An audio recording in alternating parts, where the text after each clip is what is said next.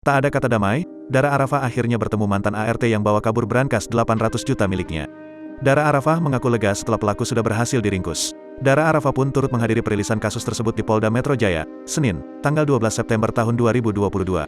Bahkan sang pelaku saat bertemu Dara Arafah sempat meminta maaf dan berharap untuk tak dipenjara. Minta maaf cuma karena pengen dibebasin aja minta maafnya gitu, lanjutnya. Dara Arafah memastikan tidak ada ucapan penyesalan dan merasa bersalah dari Mursidah maupun Sarpun. Hanya saja Dara sudah memaafkan perbuatan kedua pelaku yang sempat mencuri brankasnya berisi uang tunai sebesar 789 juta itu. Insya Allah saya sudah memaafkan secara pribadi tapi proses ini tetap harus berjalan, supaya ada efek jera juga, jelasnya. Sementara dalam keterangan persnya, polisi tak hanya mengamankan Mursidah, melainkan menangkap satu orang lainnya yang merupakan pacar dari pelaku bernama Sarpun. Kabid Humas Polda Metro Jaya, Kombes Pol Endra Zulpan menuturkan bahwa sebagian uang Dara Arafah yang dicuri sudah digunakan oleh pelaku.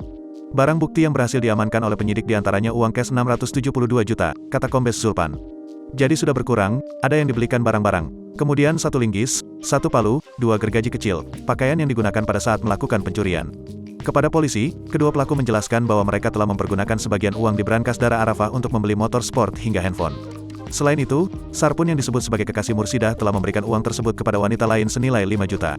Wanita tersebut, kata Kombes Zulpan, merupakan tunangan dari tersangka Sarpun.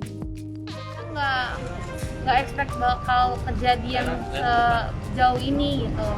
Ada kecurigaan kayak dia misalnya minta cowoknya tuh datang buat ke rumah, tapi nggak dibolehin sama ibu saya. Terus kecurigaan saya juga terakhir kali tuh waktu dia minta uang cash ke saya totalnya 5 juta, tapi saya nggak kasih karena dia katanya mau keperluan apa gitu.